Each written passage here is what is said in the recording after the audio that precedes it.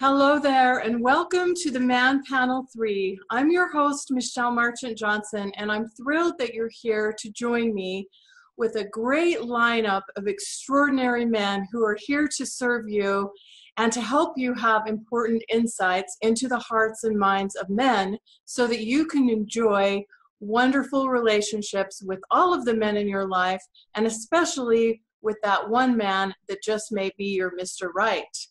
And I'm thrilled to be welcoming back a returning guest. He's always a listener favorite. I consider him to be a great friend and really appreciate his presence here on the event. And that is the wonderful Ken Bechtel. Welcome, Ken. Hi, Michelle. Hi, everyone. So happy to have you here.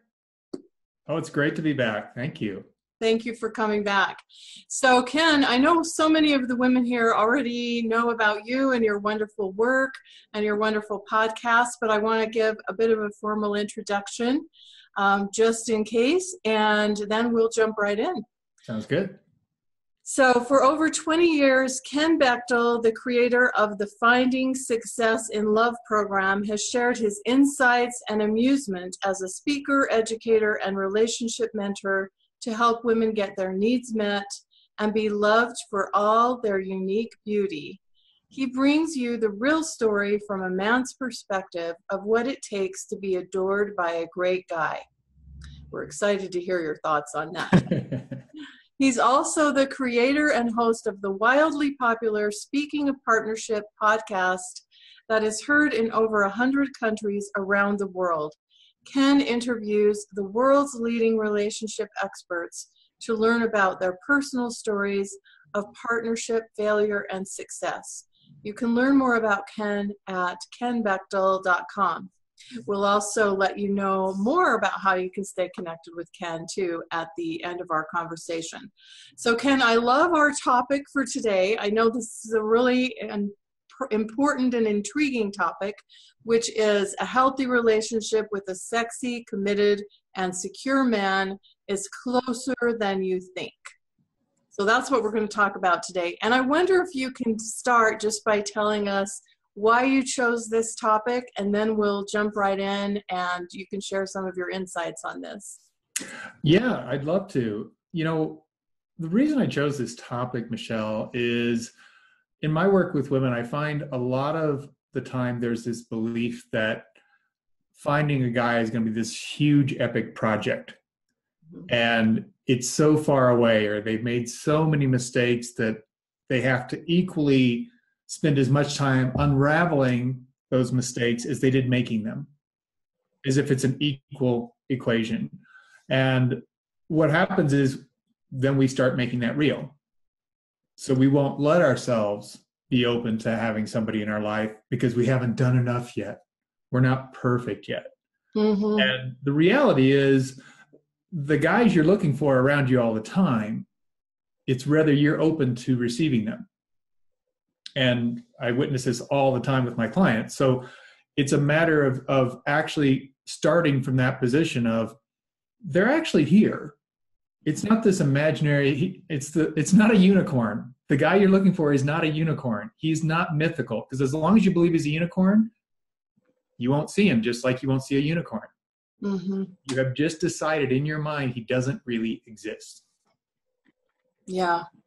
Yeah, I love that perspective, because sometimes it does feel like for many women, in their minds, it feels like maybe he is a unicorn. So mm-hmm. I appreciate you starting with that.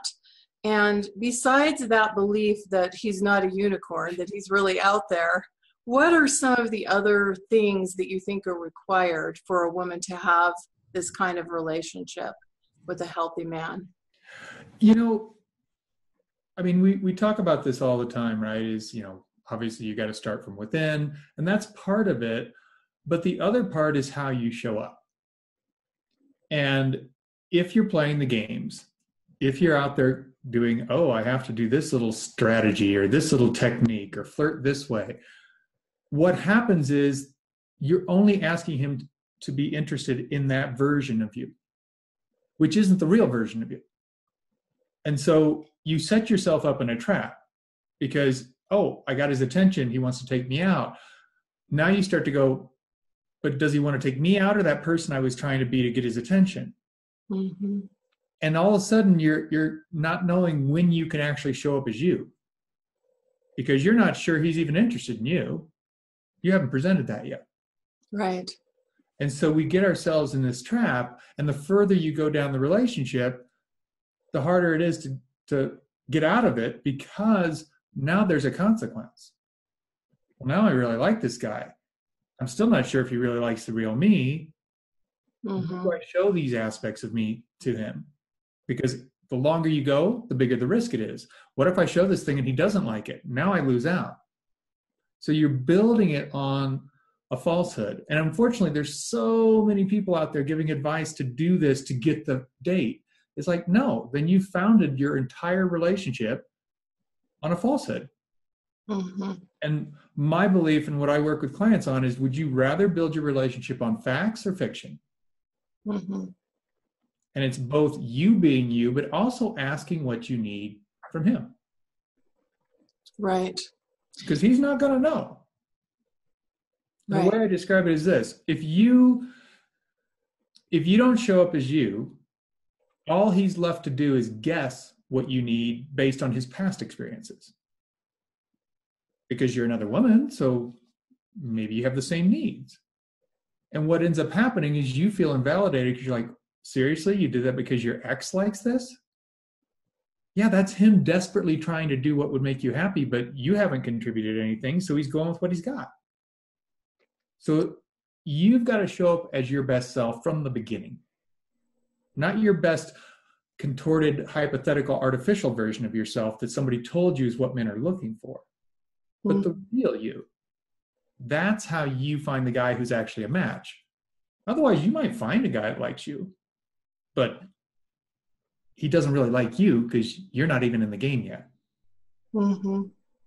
Yeah, I think this is so important and really profound what you're talking about here, Ken, because I think there is a lot of advice out there that almost feels like manipulation in one way, and it also feels inauthentic. And I think at the end of the day, I mean, I know you speak to people all the time in your podcasts and with your clients, but I think at the end of the day, what we all deeply desire is to be loved for who we actually are. And if we're not actually showing up as that real authentic self, how can someone love us for that? They don't even know who we are. And I think that we spend so much of our time in life as human beings, and I'm speaking in general here, trying to avoid looking bad and to try to look good in ways that we think will be more acceptable or more appreciated by other people. And one of the ironies, I believe, is that it's actually our authenticity and our vulnerability, and I know these are buzzwords right now, but I think it's important, that makes us in so many ways real and relatable. Absolutely. And I know a lot of, the ladies that have signed in for this that are watching right now, part of why you're here is you want to understand how men are thinking. What are we going through? Well, one of the things that women don't necessarily understand about men is we want to know you. We don't want to know some generic version you've been told that all men like. That might be entertaining for a little while, but it's not going to keep our attention. So when you hold back the real you, it gets boring really quick. It's like you're now just like so many other people. So one of the things that I always ask my clients, I say, would you rather be loved right down to your toes, completely inside and out, madly loved by a man, or have hundreds of men who like you? Because what you're doing is setting yourself up to be liked by hundreds of men. Your job is not to go look for men. Your job is to sort through the men. The faster you can sort through them, the better. I actually did the numbers on this. I don't remember them in detail, but I'll give you a rough estimate. Okay. So looking at, people are like, well, I got to keep going out there and it's a numbers thing. If you literally, as an average American woman, you live to be, I think it's 76 years old is what they say right now. If you dated a different man every second of your life, from birth until death, there would still be a billion men you didn't get a date. You can't do the searching thing. You've got to cut out big groups quickly. And the way you do that is by being yourself. So when you're yourself, they do the work. Now they either opt in or opt out. And it's not a judgment. It's just not a match. Mm-hmm. They're like, oh, yeah, you're like a nice lady, but there's not a match here. And when we can just go, okay, that doesn't mean there's something wrong with you. It simply means he wasn't a match. Awesome. The sooner I find that out, the better. We're sorting as fast as we can. So think of it this way. Imagine you went to go buy a pair of shoes. And you're at the store and you find these shoes and they are adorable. They're the cutest shoes in the world. And you get them and they go, I wear 7.5. The guy brings out 7.5, puts it on. It, like, your foot doesn't even fit. You're like, this can't be a 7.5. No, that's a 7.5. Well, do you have an 8? No. Do you have anything else? No. That's the only one, the last one we have. And you sit there and you go, oh, it's so cute. I want the shoe, but you know it doesn't fit. Mm-hmm. Do you buy it? Hopefully Knowing not. when you get it home, you're never going to wear it because you won't even get out of your living room before your feet will be aching. Or do you just go, it's not a match. Okay, as much as I like that shoe, I know there's other shoes. I'm going to find one that matches. Now, I know for certain that many of you listening bought the shoe that didn't fit. You have it in your closet. You may have actually tried to wear it and had to take your shoes off halfway through the night because your feet were just aching. I've witnessed this. This is the same thing you're doing in your relationships. If it's not a match, it doesn't make the shoe wrong. It doesn't make your foot wrong.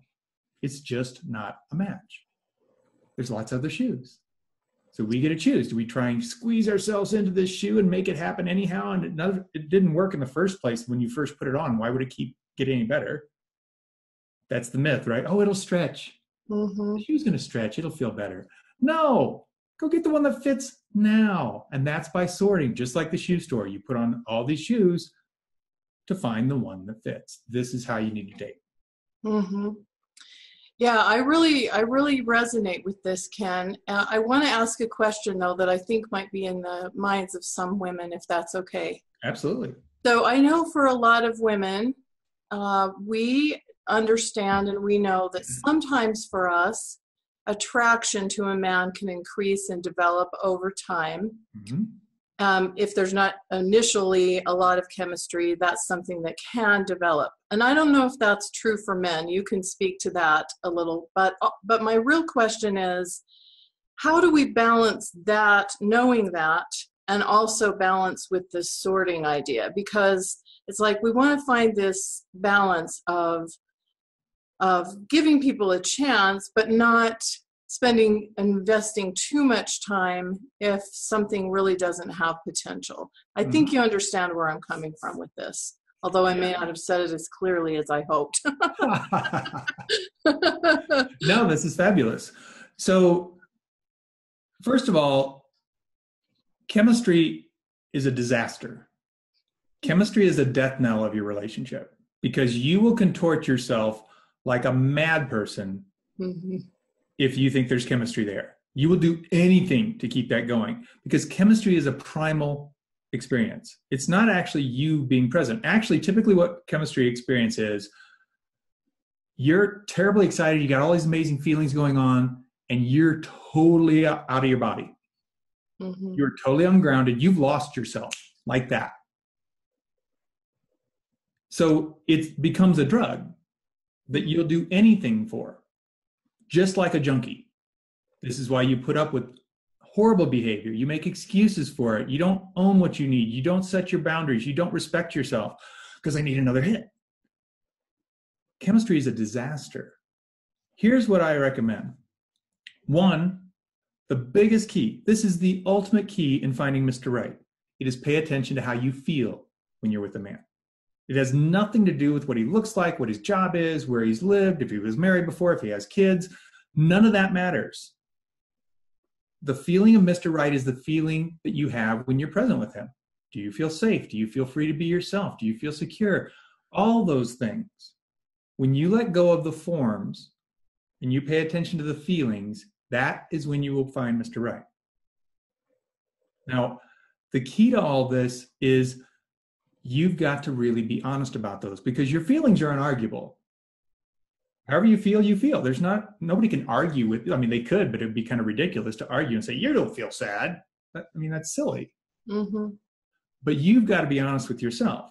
I was working with a client yesterday, and we were doing some work around this, and I said, well, how does that make you feel? And she started saying things. She goes, I want to say safe, but that doesn't make sense. And I explained to her, feelings aren't rational. Feelings happen in your heart, not in your head. So if you find your head trying to rationalize or make sure that's appropriate, there is no appropriate. It's a feeling. Why do people cry at funerals? Why do people laugh at funerals? It's not appropriate, but some people do. Mm-hmm. It's just the feeling they're having. It's not right or wrong. That's what actually allows you to know, do I keep going here?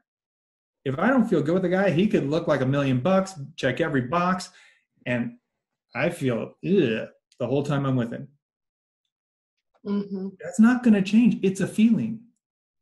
You can deny it, but it won't actually change. It'll still be underneath. So this is how you can tell the difference. A good friend of mine, Ken Page, which I know you've had on the summit before, he has a great line. He said, don't dismiss relationships because they start off warm instead of hot. Mm-hmm. We've got this whole belief that it's got to be like fireworks and oh my God, it's the most magical thing. That's chemistry. Run as fast as you can. You have just left your body. You have no idea who you are anymore, and you will do absolutely anything to make that keep going because you just got hooked on crack. Mm-hmm. You basically just became a junkie, and you will let yourself be treated like dirt for that hit. It's just how we're wired. So know that that's actually a warning sign. It doesn't mean that you don't still have chemistry, meaning that you feel amazing with someone. But it's not going to be the kind of amazing that has you leave your body and totally lose your grounding and not know who you are anymore. That's a healthy environment. Yeah, in fact, I wrote once a piece about this for datingadvice.com called The Woes and Wonders of the Whirlwind Romance. Nice alliteration. And I talked about the chemistry piece and how these relationships that start out like a blazing bonfire usually end up with us lying there in the dust, smoke, and ashes wondering what in the world happened, right? Yeah. Because chemistry can be very deceptive. And I want to be clear here, and I know you said this, Ken, but just to back you up, we're not saying you're not going to have attraction and that you're not going to have chemistry. But the Ken Page line that you quoted there was perfect because, like with my husband, for example, our relationship started out more like warm and grew to hot. Whereas the person in my life that I dated, and we were completely unsuited for each other, it was a disastrous relationship, started out with that heat and that chemistry. But at the end of the day, we were two totally incompatible people. It was an absolute disaster. Yeah, and we've all been there. We've all been there. And one thing I want to add, Michelle, is ladies, I really invite you to pay attention to this because I hear this from women all the time. I wanted to start out as friendship and build into something, but I want chemistry. You have conflicting interests. So you're automatically making sure you won't meet anyone because you're not going to have fireworks chemistry with your friend. Right. You won't see them as a friend. You'll see them as it's going too fast. So when you operate from that belief, you've got to get clear on what you really want. Because here's the thing, there's a difference between chemistry, like I said, where you totally leave your body, you're ungrounded, and you're like, oh my gosh, it's amazing when he touches me, my whole body tingles.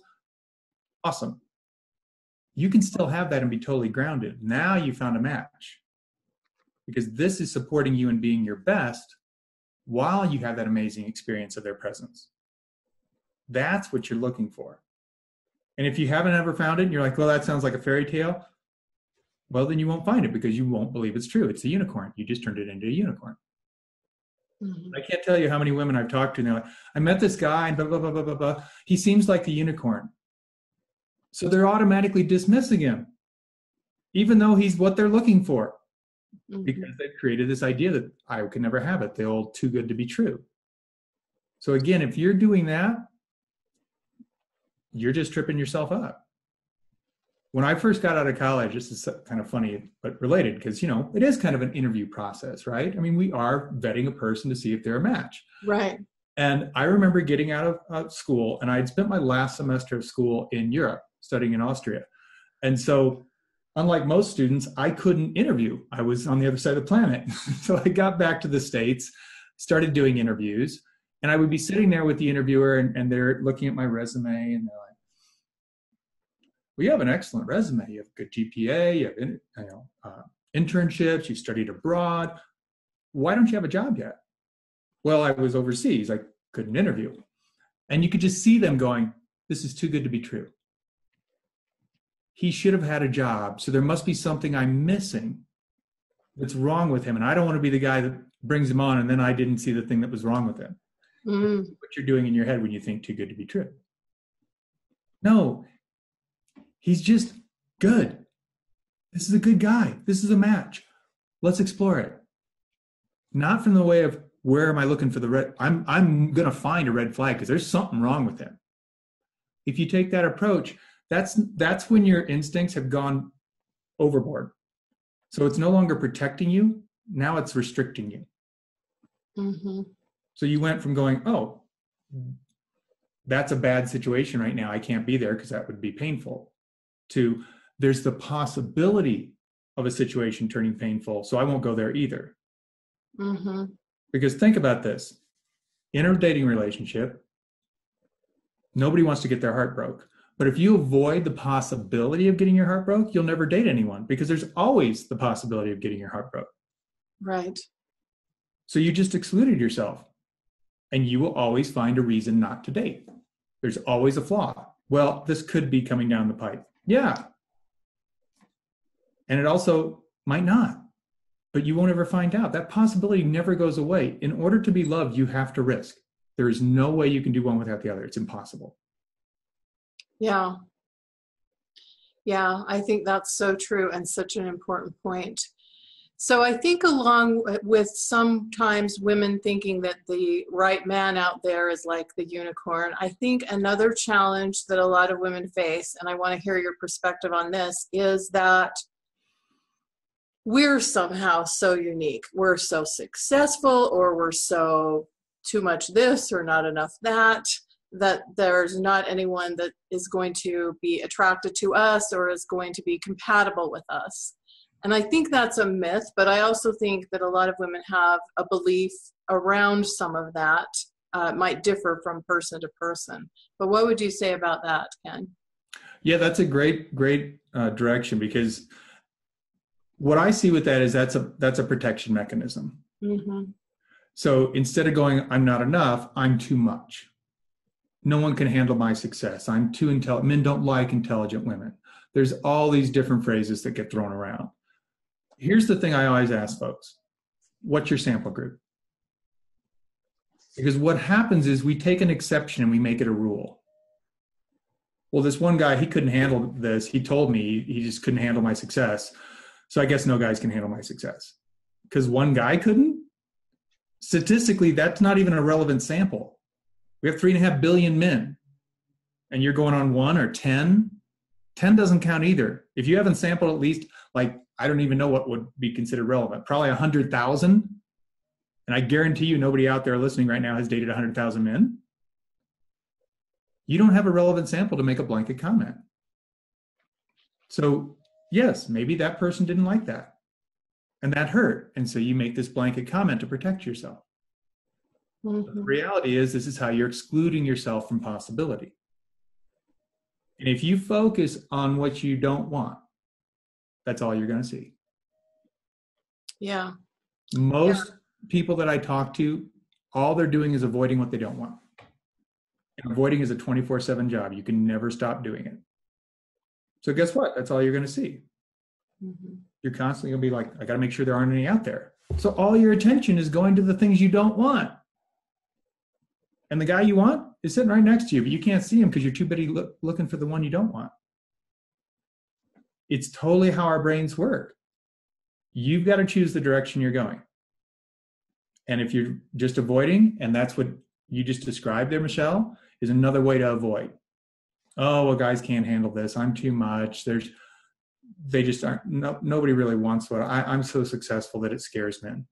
Yeah, they're I intimidated. promise you, it does not scare most men. But it scared somebody you wanted to be the guy. And so you got hurt. And you said, I know how to protect myself. I'll just decide all men are like this. Okay, game over. You just pulled yourself. You can do all the dating you want, but if you're engaged at that level, you may as well quit. Mm-hmm. Yeah, and I think this comes back to what we kind of started with, which is showing up in an authentic way, in a real way.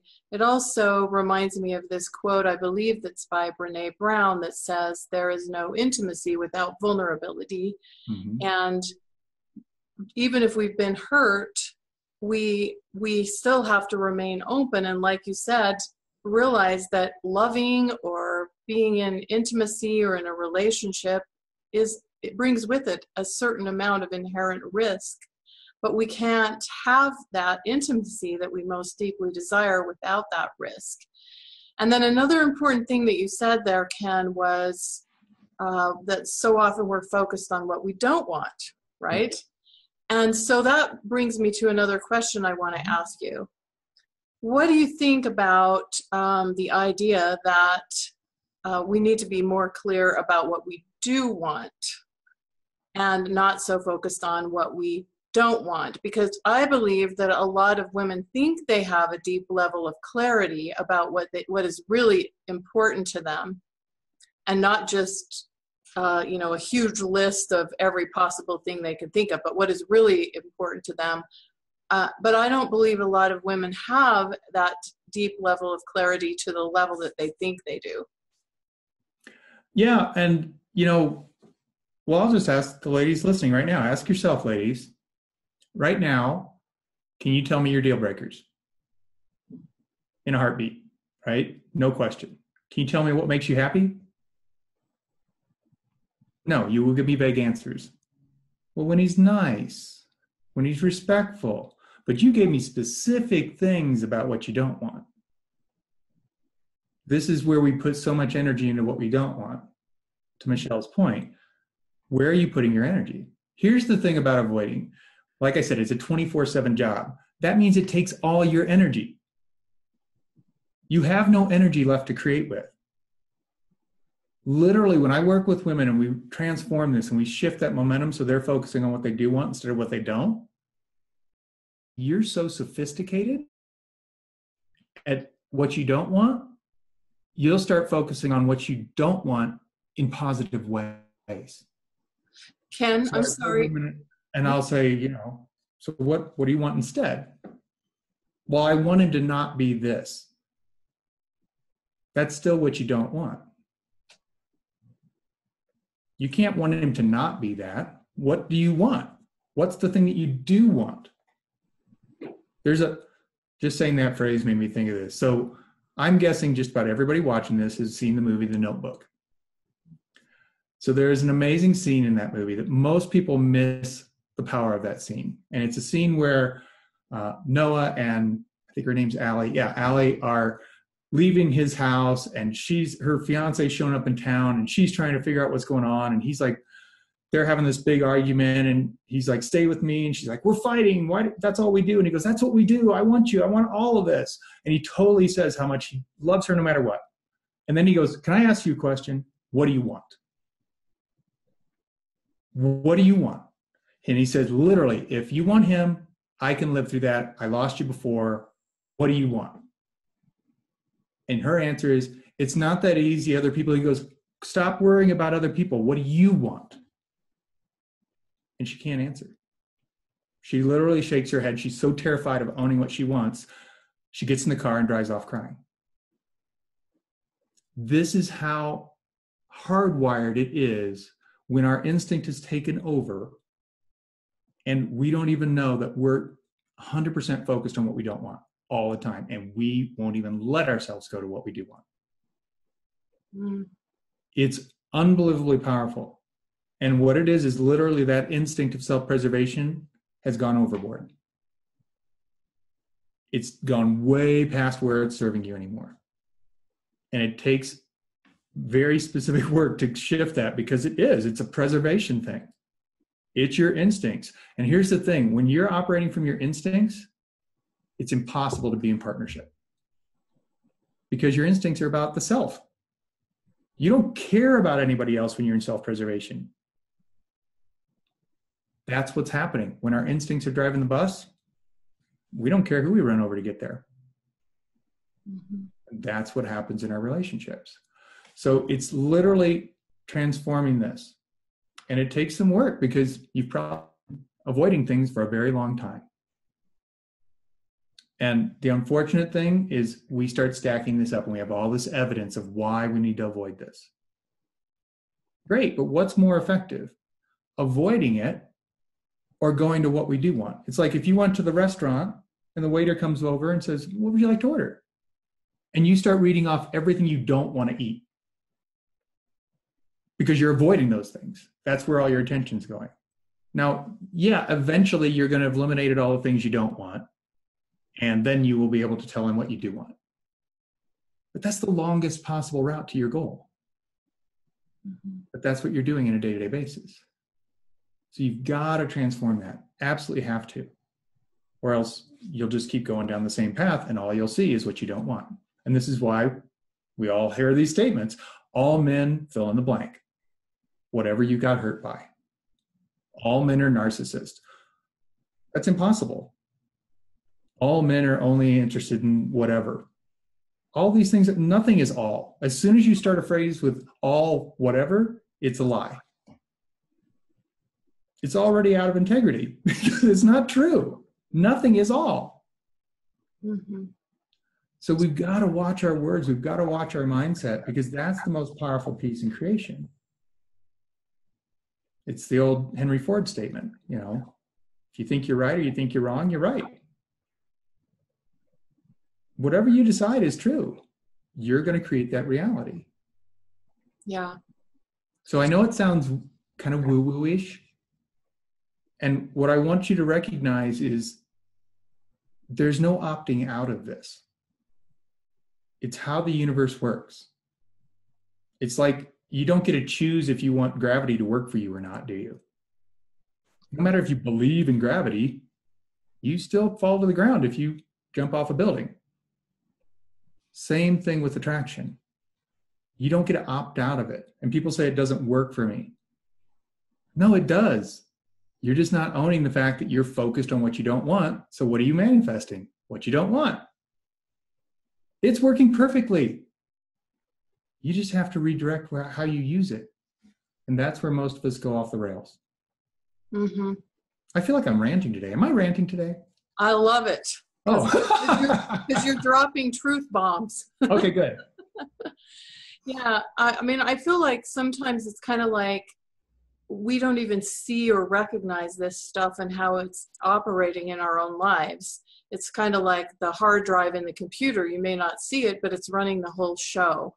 And so what we're, I think, inviting here is to bring these things to the surface on a deeper, and bring things that are on a deeper level into our awareness, so that we can be in choice about how we're navigating and operating in the world, how we're showing up, and not just let that default programming that comes from who knows what, from childhood, from past hurts in past relationships, totally overtake what's happening in the present.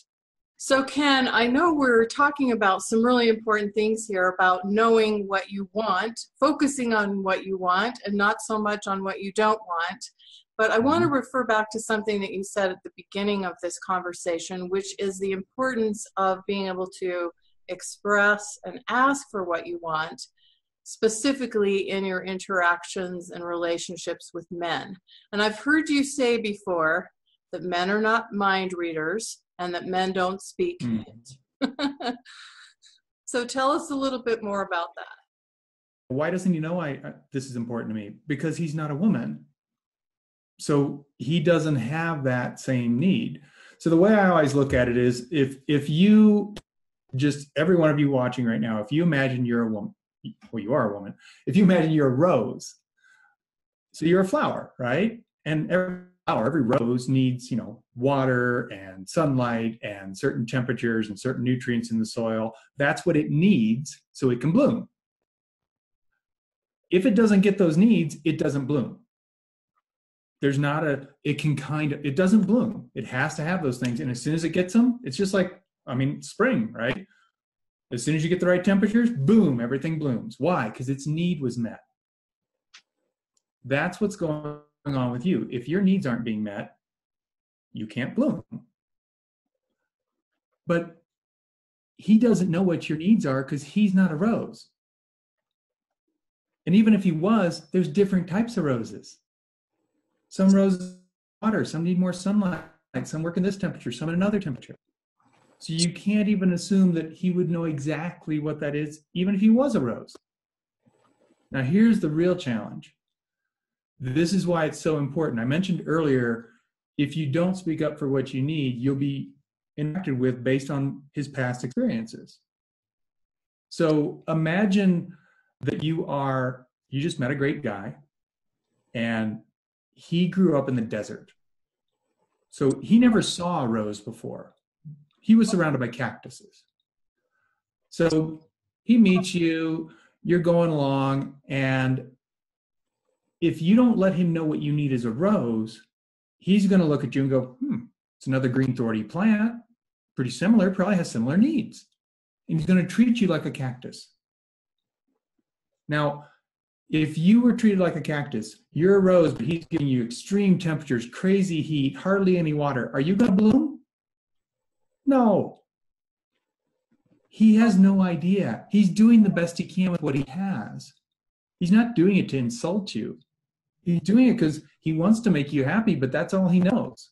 It's on you to let him know what do you need. And by your needs being different than the cactus, that doesn't make you needy. That's just what you need. It's required for you to be your best. That's the whole key. We want you to be happy, but we're horrible, horrible, horrible guessers. And because our needs are not the same as yours, why would we guess that? Oftentimes things you need to us would be horrible. So we're certainly not going to offer something that for us is horrible because we don't want to give you horrible stuff. But then the other happens, right? So we give what works for us, and to you it's horrible. And you think we're these insensitive idiots. We just don't have the information we need to be your partner. So your part in partnership is being clear about your needs and knowing that you're worthy of every need you have. You don't have to earn them. Just like that rose, it doesn't have to do some work so it can get water. It's what it needs to bloom.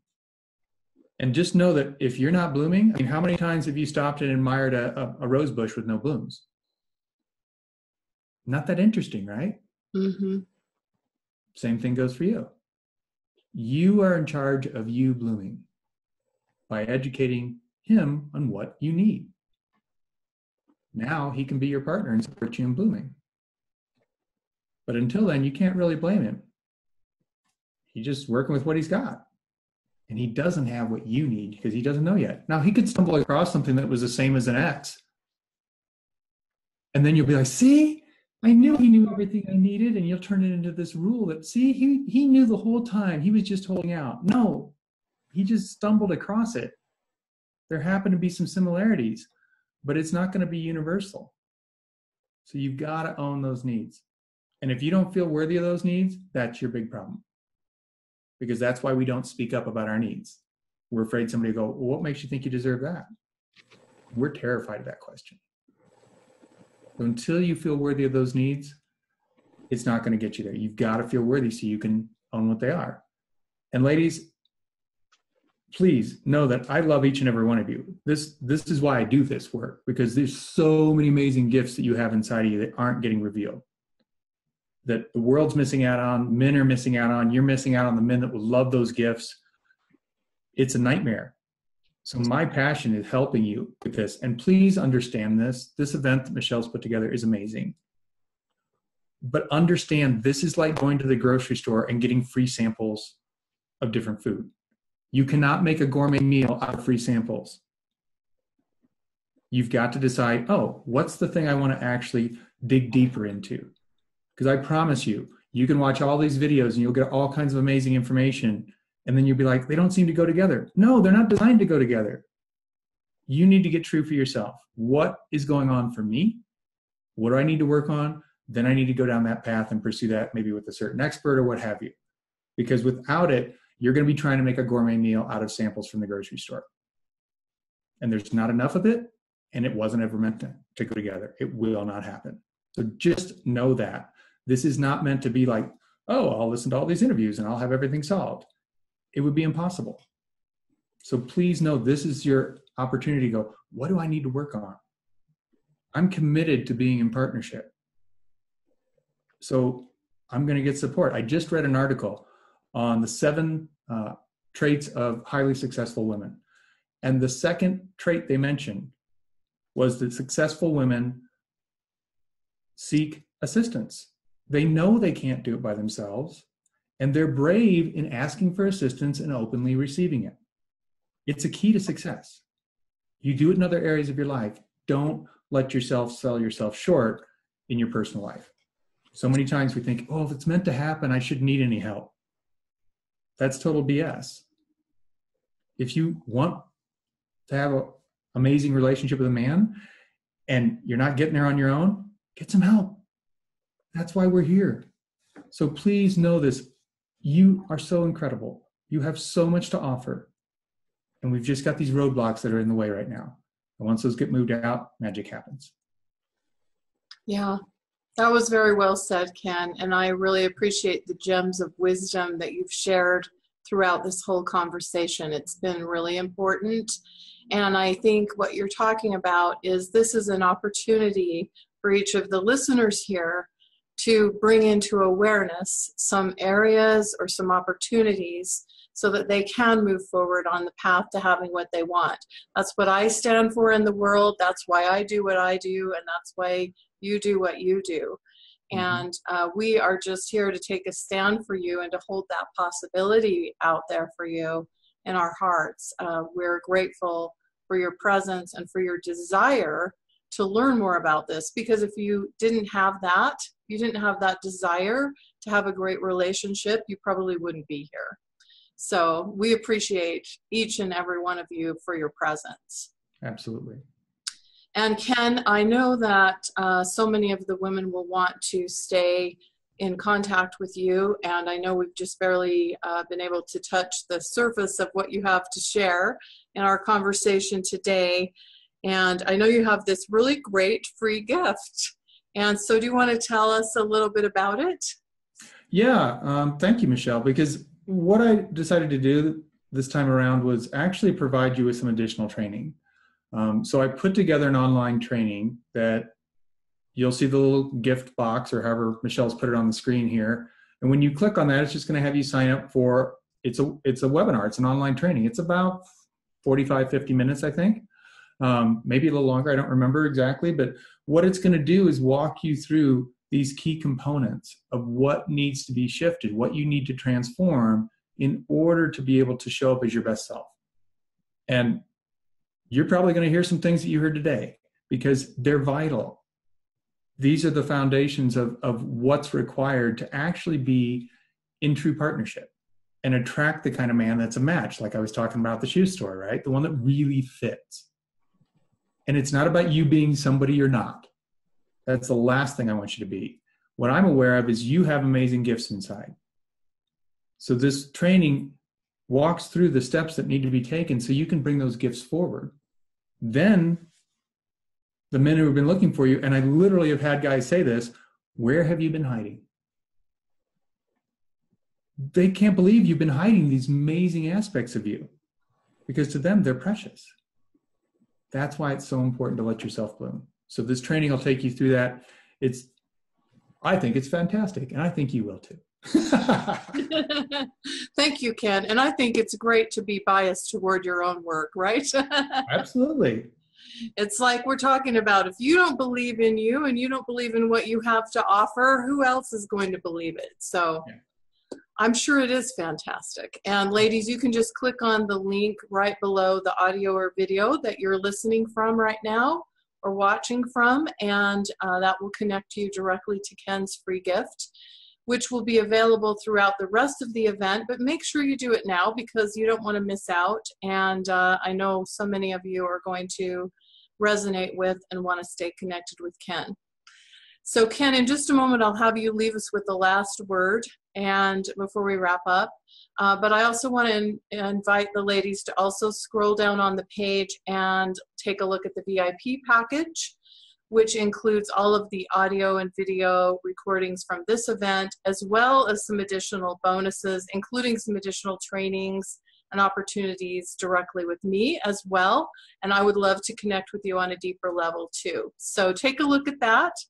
And Ken, I want to let you have the last word today before we wrap up. Well, thank you. So I'd like to leave you with an example of what can happen when you make these transformations. Because again, what I'm sharing with you is what I know personally as a man and from working with men of what we're looking for, right? So we want the real you. That's who we're interested in. And when you embrace that, when you actually own what you need so you can be your best and blossom and bring that best self forward, you'll be amazed what happens. So I'm going to give you the example of a woman I worked with named Lisa. So when I met Lisa, she told me this. She said, my ex-husband literally said to me, there's a room inside of you that you got locked down and nobody goes in there. And she goes, you're totally right. And I noticed I said ex-husband. Right? That doesn't work. So that's what we focused on, is what were those things she was holding back on? And we dove in and did the work and opened that. And the way we joked about it, we said, we didn't just unlock the door, we took the door off so it can never be locked again. Mm-hmm. And what happened was, it was so funny, it was her birthday and she was going to a birthday party that a friend was throwing for her. So she was going to see a bunch of people she'd known for years. And one of the things that happened was she had reconnected with her love for music, which is one of the things she had locked away because she thought it was just, I'm not a musician. Why should I be doing music? But she loved it. And she'd made a commitment to herself to do a number of, to practice every day. So she took her guitar to the party because it was a weekend and people were staying over. And she goes, I kind of felt weird about it, but I decided, why not? I'm going to take my guitar. So sure enough, the first day they're there, they all have their big party. And the next day people are kind of getting around in the house and she gets her guitar out and starts playing.